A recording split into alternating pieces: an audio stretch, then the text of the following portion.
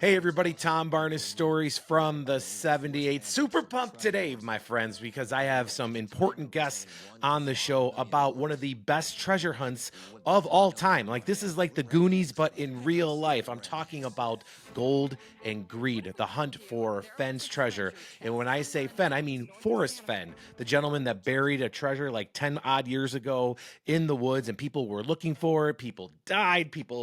I mean, they sold everything. I mean, it's an incredible story, almost unbelievable, actually. But either way, I have two of the producers of this documentary on with me today, James Campbell and Dean King. These gentlemen were executive producers. And a little background, if you will, we've got to make sure we tee this up correctly here. James Campbell, 5 books, native of Wisconsin. So a Midwest guy. He wrote things like The Final Frontiersman, Ghost Mountain Boys, The Color of War, Braving It. And he's got a new book coming out in November called The Heart of the Jaguar. And of course, he was the EP of the Discovery Channel Last Americans, EP of History Channel's Great Lake Warriors, and of course, this Gold and Greed documentary on Netflix. And he's joined by Dean King. Dean from Richmond, Virginia. I normally don't give backgrounds on these guys, but they're such incredible storytellers. I feel like it's necessary to give their props here. So, Dean King, 9 books of nonfiction, I believe 10 total. But he really experiences what he writes. I mean, there was a point in time where he was on a river. I believe it was the Tug River, and he was shot doing research for a book. He has walked many, many miles, 14,000 feet passages, and throughout, he has really, almost to the point of alienating probably people in his life, lived and almost died for his work. And you can see some of his work everywhere, including as a chief storyteller of the History Channel. He has, like I said, written 9 nonfiction books, and I am so happy to welcome both of them onto the program right now. Gentlemen, how are you? Thank Great to you. be here. Thanks. We'd like to do Yeah. a whole lot more. Yeah, I'm with you. This story, though, this Fenn's Treasure, how did you guys get involved with something like this? And I imagine was it fun? What did you discover along the way? Because this is such an odd story, but also like modern day Goonies. Yeah. We both saw it actually in a Wire story at about almost the exact same moment. And we immediately got on and said, "Holy cow, why didn't we know about this story?" And we immediately knew it was our kind of thing, with all the adventures that we've done and the crazy stuff these people did. So we just started calling them, all these people who went out looking for the treasure and getting their stories. Yeah, that's the key to the industry these days is, getting the characters to populate the story. So that's what we did right away. As Dean said, we both recognized it, as this amazing story of, obsession, and we immediately started tracking down the people. I imagine that was that hard to like find these people. I mean, they were all over the country, coming in from all parts of the country to come in, and then they're. I mean, it's not like it's a 5 mile radius, guys. This is a giant swath of land that's not necessarily easy to traverse. Yeah, we're used to working in pretty remote places, stories in, South Pacific for Jim and all over South America, all over the place, and New Guinea, and I've done China and Africa. So tracking down people in the U.S. was easy. That was the easy part. Fair enough. Yeah. Was it a fun And process? the people were eager to talk with us too. They were eager to tell their stories. It's a wild, eccentric story, full of wild, eccentric characters. As we show in the series, and yeah, they were, I think, largely eager to talk with us. And I watched the documentary, and you see these people, and you see some of them where you're like, "What are you doing?"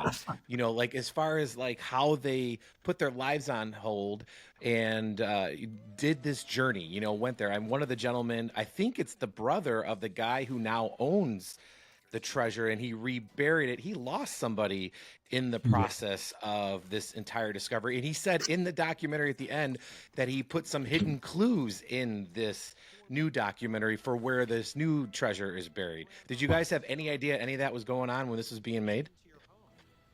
Not originally. And the whole thing unfolded.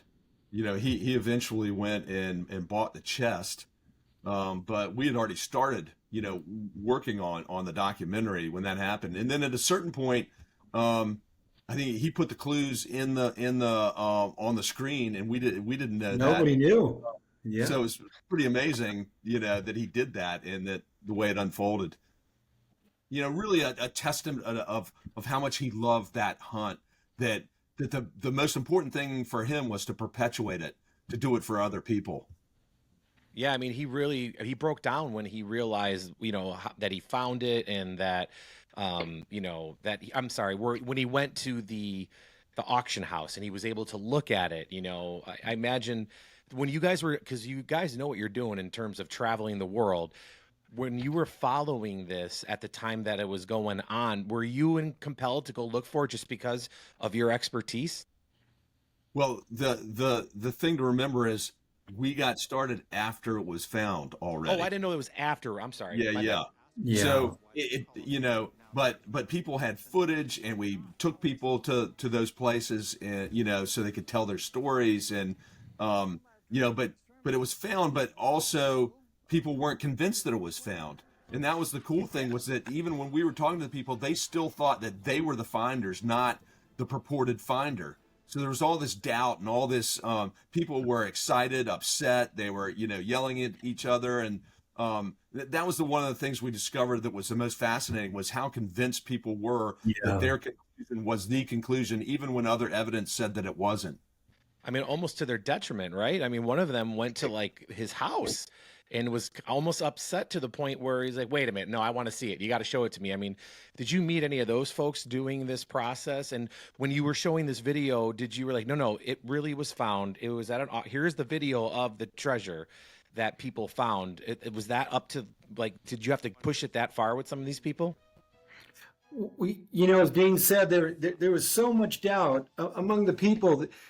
Dean used the word convince, and it was amazing. All these searchers, even at the end, even after the treasure had been found, they were absolutely convinced that they had found it in another area. And that was the really, I think, thrilling part of the story, is, that obsessive quality that all of them had.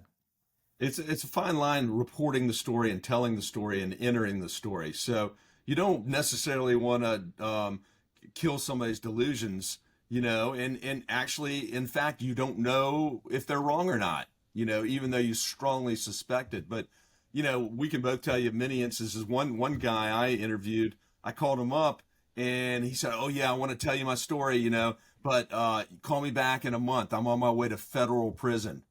And this guy was driving to prison in Minnesota. He had rappelled into the Grand Canyon of Yellowstone National Park, not the Grand Canyon, but of Yellowstone. Sure.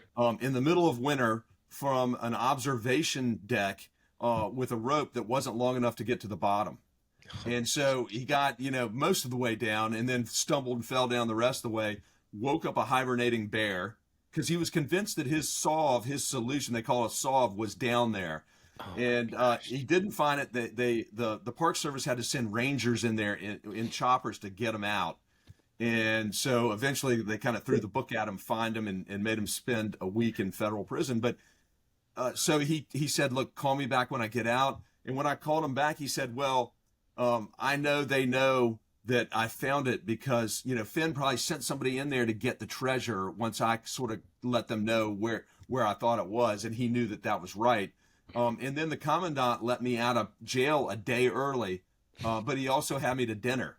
So his head was spinning. How do I, prove, I know I'm right. So here's the evidence that shows that I'm right. You saw the characters that we had in the show. Obviously, there were other characters that we interviewed.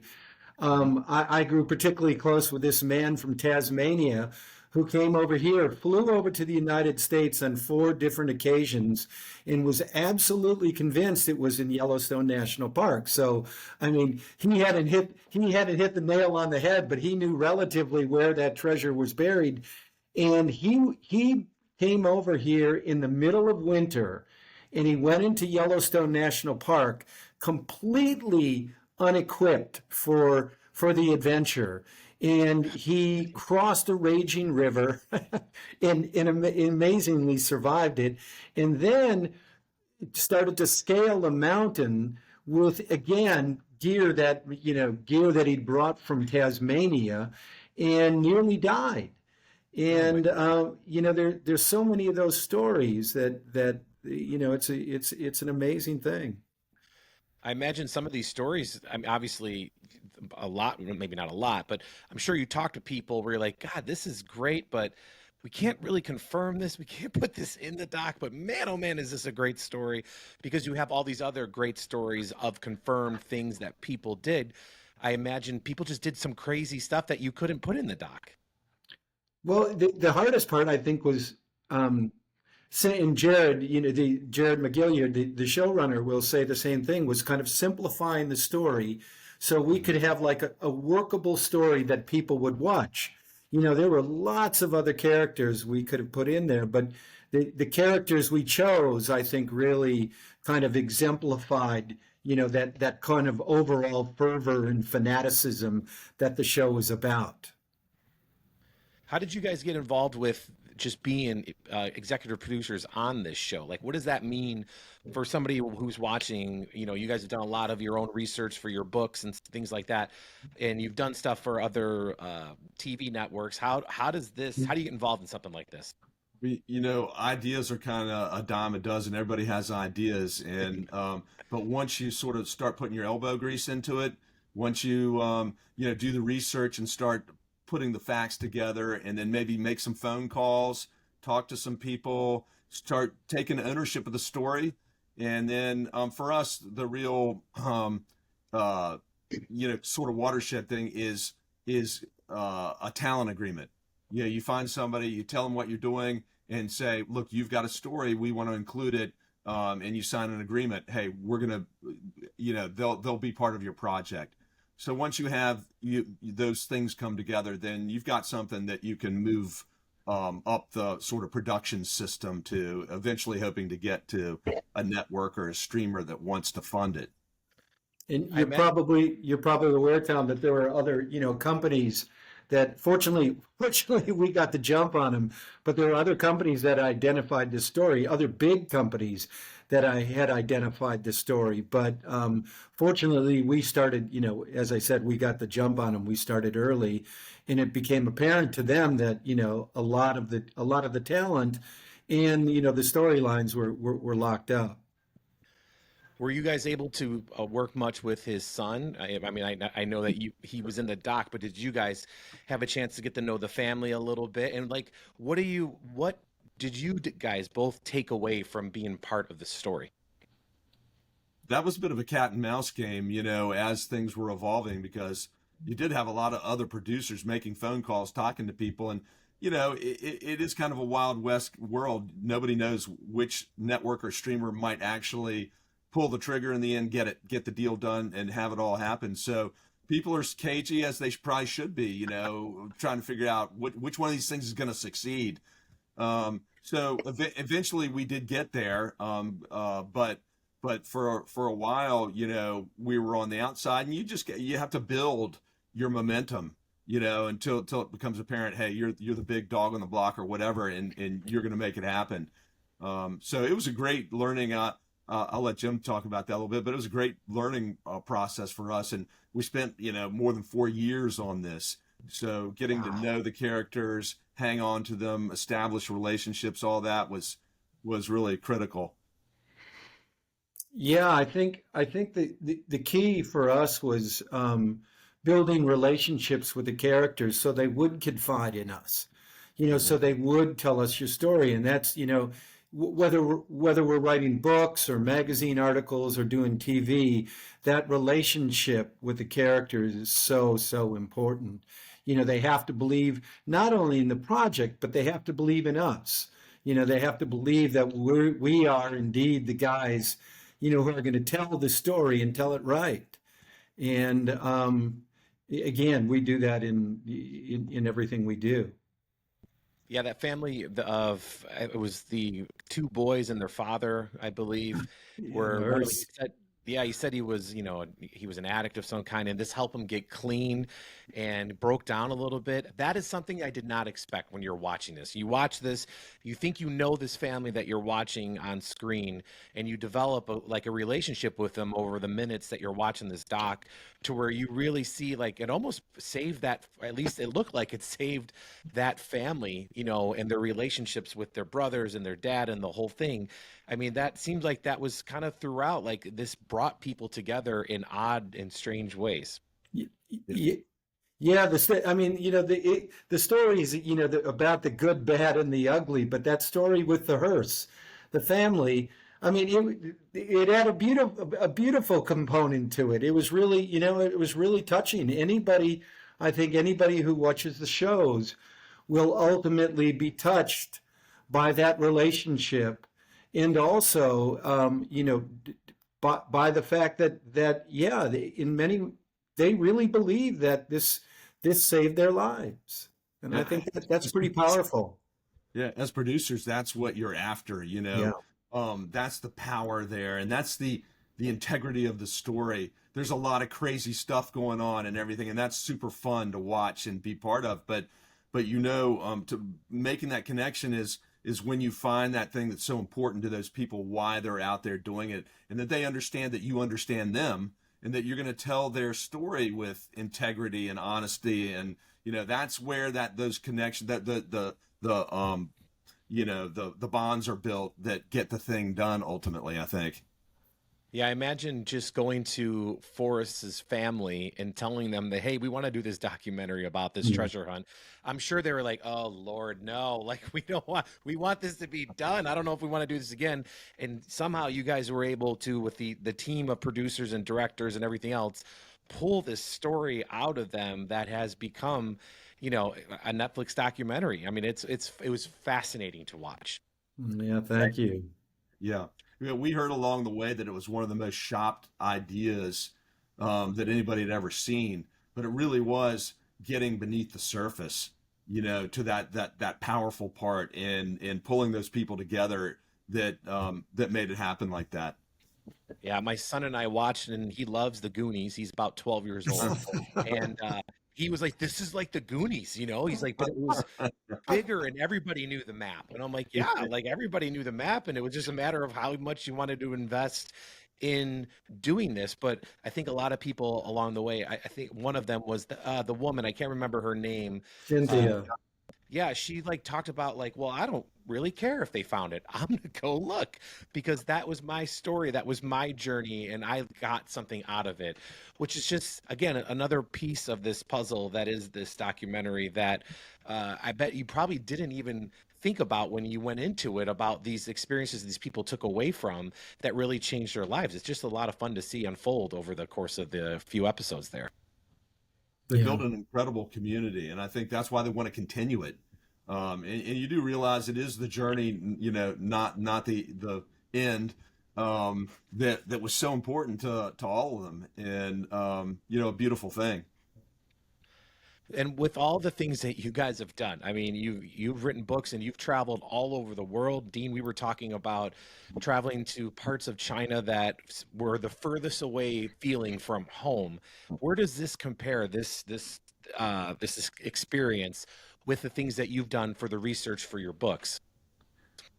I think it fits right in there. It's in a lot of ways similar spirit experience, but we're used to doing a lot with history. Significantly historically significant stories that resonate through time. And this is a contemporary story. Jim's done more contemporary. I've done more stuff in the past, but a lot of similar, adventurous spirit. Living physically and in the moment, and we try to bring these history stories to life by putting you on the trail and in the moment. And often it's with characters that aren't living anymore, so we have to suss that out of what's been written. And but here we can talk to the people, and they can tell you their stories. So it's really boom, in your face, and sort of similar, but very alive. Yeah, yeah. I mean, I think that I love telling stories about passionate people, And you could not find more passionate people. I mean, look at the lengths these people went to, to find this treasure. And obviously, you're aware that there, 5 deaths associated with the search, and that's a really, really terrible and unfortunate thing. But obviously, the people that were participating in it didn't want to see it end. They, as Dean said before, they wanted it to keep going. They were eager, and they were eager that Justin, there's going to be a second generation of this hunt that they can participate in. And it's so fitting that he did say, "Well, through this entire documentary, I've been giving clues the entire time." Yeah. I was like, "Of course," and I somehow was like, "If this guy, like, before you figure out that it's him at the end, while I'm watching, I'm like, this would be the guy that would put clues in without anybody knowing it if he actually found the treasure. Come to find out, then that he saw it and then purchased the whole thing. It's just a story that you can't make up, really." Yeah, Justin's a pretty brilliant guy. I mean, he built his own facial recognition software. Obviously, you know that from the film, to scrutinize Fenn's mannerisms during his interviews. But Justin was obviously one of the most passionate hunters of them all. So it's fitting that he decided to continue the story. Yeah, and there's a great playfulness about the hunters and in Justin in particular, and a great sense of humor. That they've been entertained by this for 10 years. I think there's a sense of marvel that they were a part of it, and the story in ways is bigger than actually just finding the treasure, or it was an event. And it's something so, and maybe I'm romanticizing things from the past, but there is something beautiful about a treasure hunt capturing headlines on national television in documentaries that happened within the last, 20 years versus the last 300 years, right? Like, something beautiful about that. Mm-hmm. Yeah, they People would need all to say. say, particularly today. So anything you can immerse yourself in like that and get very passionate about and escape into, trying to solve the puzzle and going over and over and over it. It's totally absorbing and kind of frees you up in a way. Yeah, I mean, you mentioned being immersed. And I talked to you briefly before we had James on the call here, but you were shot at out doing what you do. You want to share that story? And then, James, I'm going to ask you if you've ever been shot at as well, or if you've been stabbed at or thrown something at. I mean, you guys really live for your art. It's incredible. And I admire both of you for doing so, because you get the story in the end. Yeah, I was in southern West Virginia researching a book about the Hatfield-McCoy feud, and it's pretty remote down there. I had a couple civilian forestry agents had taken me in to find where a certain creek meets the Tug Fork of the Big Sandy River, where one of the McCoys had been killed by the Hatfields back in the 1880s, and they took me there. We found it. I go down there to sort of look at it and take some notes about what it looked like and just get the feel of it.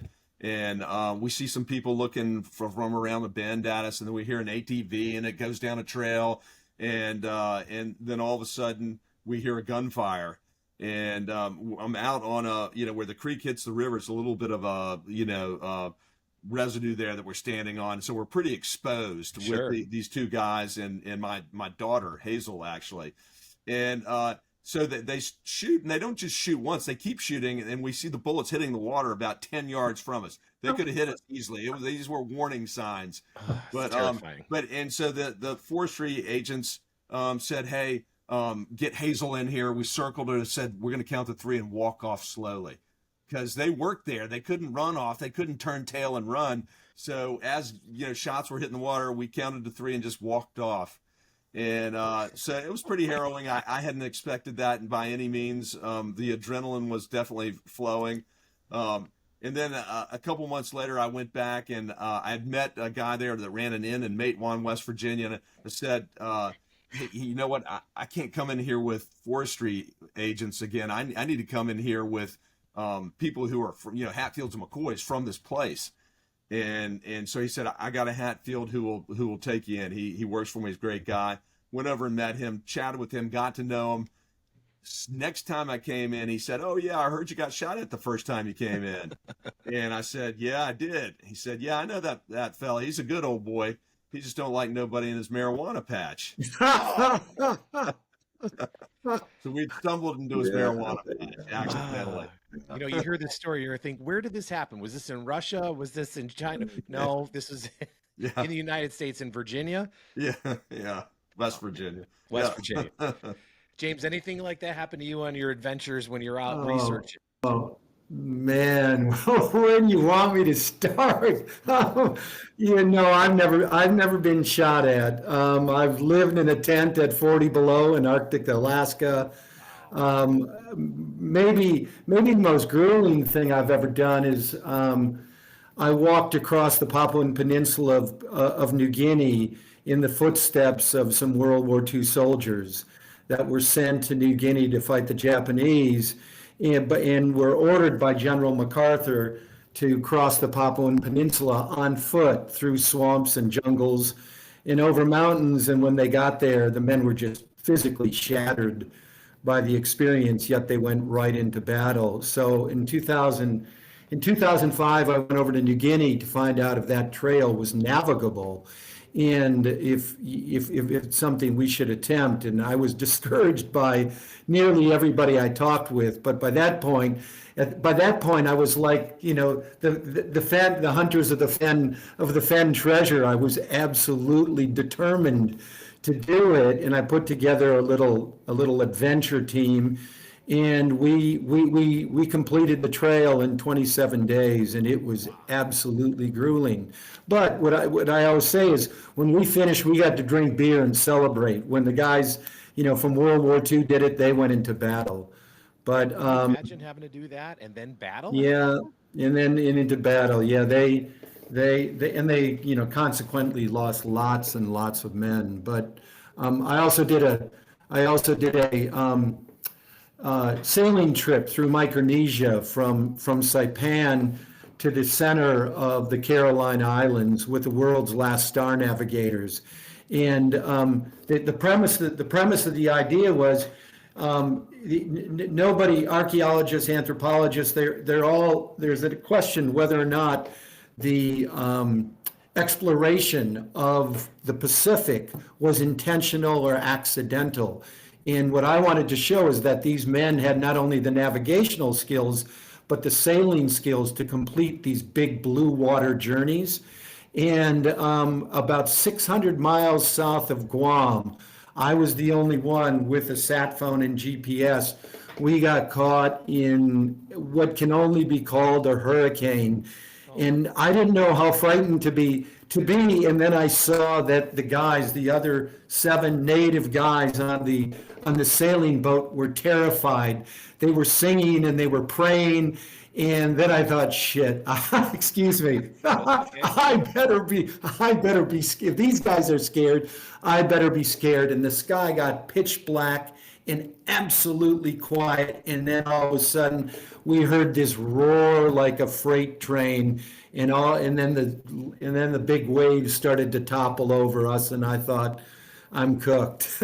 Yeah, this is over. So I punched in the GPS coordinates on my phone to my wife, thinking that, at least they could recover our bodies or something. So, yeah, you guys really pushed the limits, huh? Yeah. Yeah, that was exciting. So, you guys obviously know each other. How long does this relationship go back to? 1990, maybe, Dean, in New York City playing basketball. Yep. You lived where? Streets of New York, in Hell's Yeah. Kitchen. When it really was Hell's Kitchen? Yeah, where I live. Yeah, we used to play pickup basketball. And you just both happen to be writers that happen to go to a park where you could play pickup basketball or a gym or whatever, and you struck up a friendship then, and now here we are 30 plus years later? We had some. I know I was very good friends with Dean's brother-in-law, and he said, "Oh, you're going to New York. You got to meet my brother-in-law, Dean." So that happened pretty fast, and we struck up a friendship, and then a partnership eventually. Well, where can people find more about what you guys do, your partnership, or the things that you do individually, for anybody who wants to read some of your past books and anything going on in the future here? Websites, local bookstores, Amazon have all our books. So and of course Netflix with this Forrest Fenn Golden Greed's up Well, there. for specifically for the websites, Dean, is there a site you want people to go to read a little bit more about you or find any of these amazing stories that you have to tell? Sure, it's deanhking.com. All the books are up there and photographs from all the trips and lots of good stuff. James? Well, I'm in the middle of building my website, so I can't refer. Yeah, I can't refer people. I have two old websites that they could take a look at. One is ghostmountainboys.com, and another one is Jim at jamesmcampbell.net. But I am building a new website that will collect all the books and TV shows. And I meant, are you guys on the social medias at all? Like, is there an Instagram people should find you guys? I mean, it seems like you would want to document some of these adventures you guys have as far as the photos that you can take. Yeah, I'm kind of. It's hard teaching old dogs new tricks. Ah, We didn't grow up in the age of social media, and of course our publishers want us to be active on social media. But Dean, I won't speak for you, but I'm erratic at best. well, that's fair I'm the enough. same. Well, we got the Yeah. websites. We have you on Netflix for this amazing documentary. Again, Gold and Greed, the hunt for Fenn's treasure. Forrest Fenn being the person whose treasure everybody wanted to find. Gentlemen, Dean King, James Campbell, thank you so much for taking time to chat with me. I really do appreciate it. So do we. Thanks a It's a lot. pleasure. Thanks for